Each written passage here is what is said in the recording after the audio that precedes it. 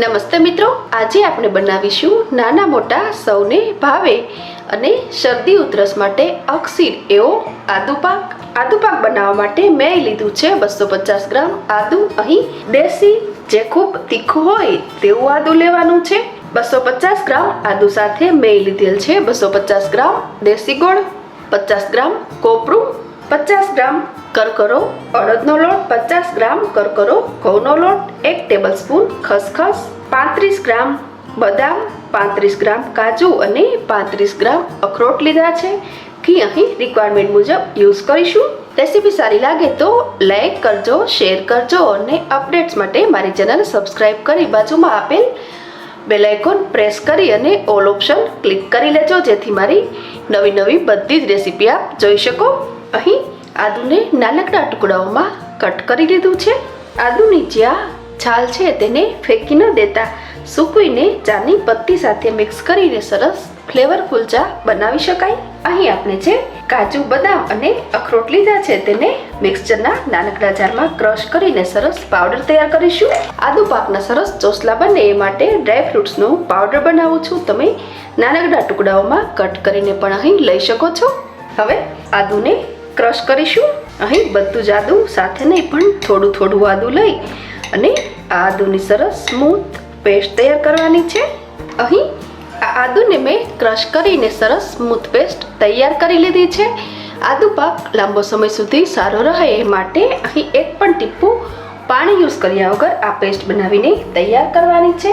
આ પેસ્ટને સ્મૂથ પીસવા માટે સાથે મેં 2 ટેબલસ્પૂન જેટલું ઘી એડ કરેલ છે, જેથી ફટાફટ અને સરસ સ્મૂથ પેસ્ટ બનીને તૈયાર થાય.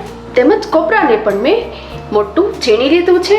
આજકાલ માર્કેટમાં ઝીણું કોપરું તેમજ સળી કોપરું પણ આસાનીથી મળે છે, પણ વાટકો લઈ અને ખમણી અને આ ખમણ યુઝ કરવાથી વસાણામાં તેનો ટેસ્ટ ખૂબ જ સરસ આવે છે. મેં અહીં કુલ 50 ગ્રામ કોપરું લીધું છે. નેક્સ્ટ પ્રોસેસ માટે મેં લીધી છે નોનસ્ટિક પેન. અહીં તમારે હેવી બોટમ કે નોનસ્ટિક પેન યુઝ કરવાની છે. તેમાં હું 1 ટેબલસ્પૂન શુદ્ધ દેશી ઘી એડ કરું છું.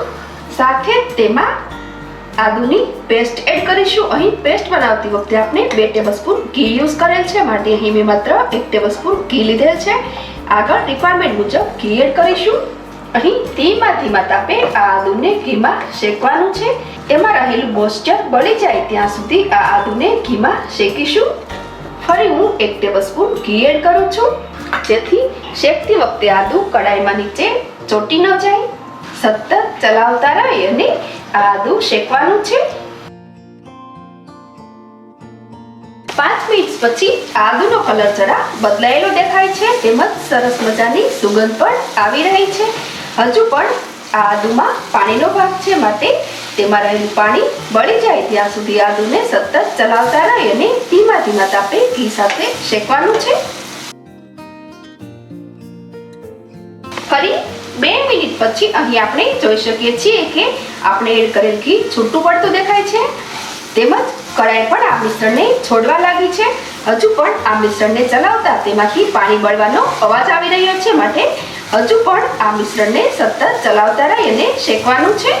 આદુ પાક બનાવવા માટે આ પ્રોસેસ ખૂબ જ મહત્વની છે. આદુની અંદર રહેલું પાણી સારી રીતે બળી જાય તો આદુ પાક લાંબો સમય સુધી સારો રહે છે.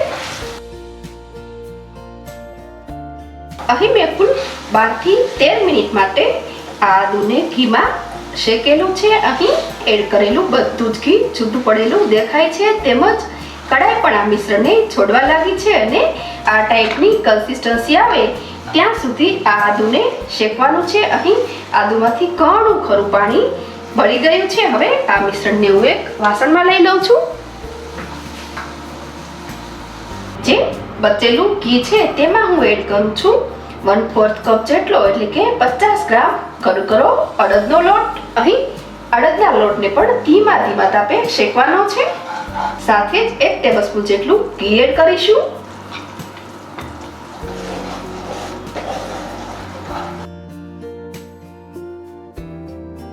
અહીં લોટનું ટેક્સચર થોડું ફ્લફી દેખાય છે, બસ પડતા અહીં સાફ દેખાય છે. આ સમયે હું એડ કરું છું 1/4 કપ જેટલો, એટલે કે 50 ગ્રામ ઘઉંનો કરકરો લોટ. અડદનો લોટ થોડો શેકાઈ જાય ત્યારબાદ અહીં ઘઉંનો લોટ મિક્સ કરવાનો છે.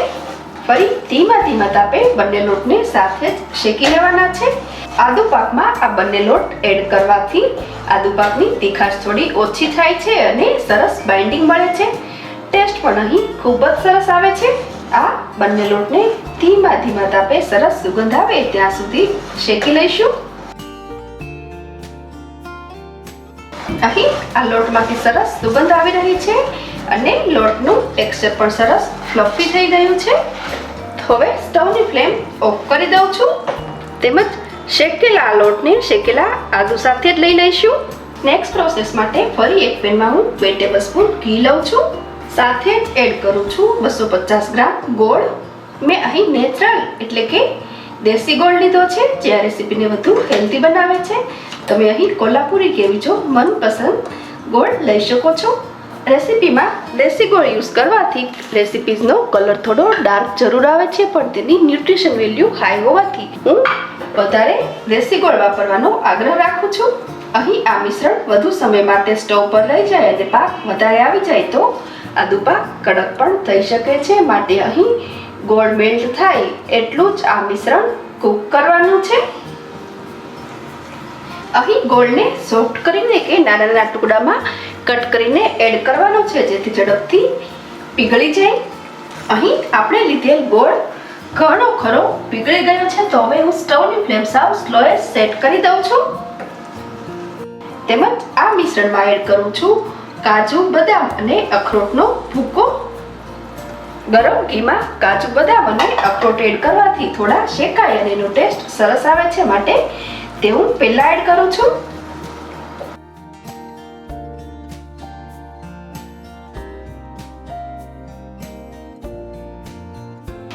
બરાબર મિક્સ થતાં જ એડ કરું છું કોપરું.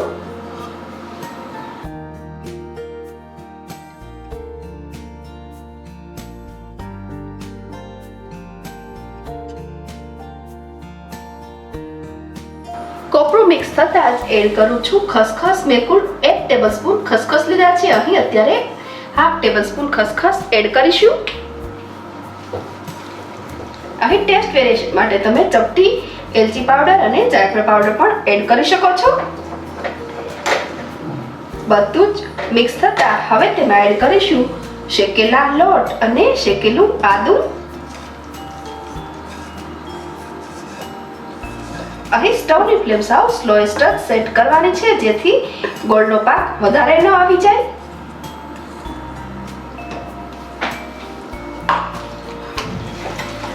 બરાબર મિક્સ કરીશું. અહીં આપણો આ પાક ગરમ જ છે. હવે હું સ્ટવની ફ્લેમ ઓફ કરી દઉં છું.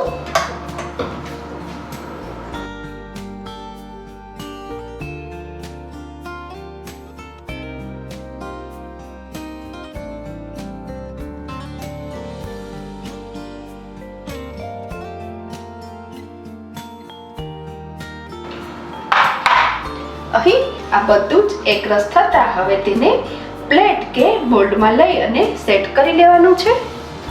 આ મિશ્રણને સેટ કરવા માટે મેં ચોકીને તેલથી ગ્રીસ કરી રાખેલ છે. તમે થાળીમાં પણ આ મિશ્રણને સેટ કરી શકો છો. તેમજ ઘી કે તેલથી પણ ગ્રીસ કરી શકાય. ઘી કે તેલ કાંઈ પણ ગ્રીસ કરવા માટે તમે અહીં લઈ શકો છો. સેટ થતાં જ ખસખસના દાણાથી ગાર્નિશ કરીશું.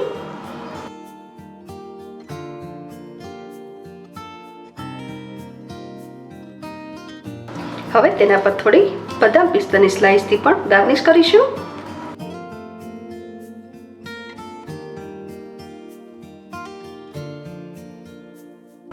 હવે આને ઠંડુ પડવા દઈશું.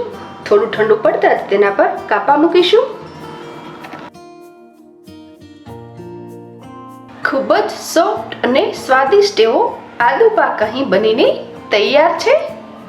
મિત્રો, અત્યારે વિન્ટર સિઝન છે ને આવા વસાણા શરીર માટે ખૂબ જ ફાયદાકારક છે, તો તમે એકવાર જરૂરથી બનાવજો આદુ પાક. તેમજ આદુ પાક બનાવવાની મારી આ રીત સારી લાગે તો લાઈક, શેર અને સબસ્ક્રાઈબ જરૂરથી કરજો. ફરી મળીશું નવી રેસીપી સાથે. Thanks for watching.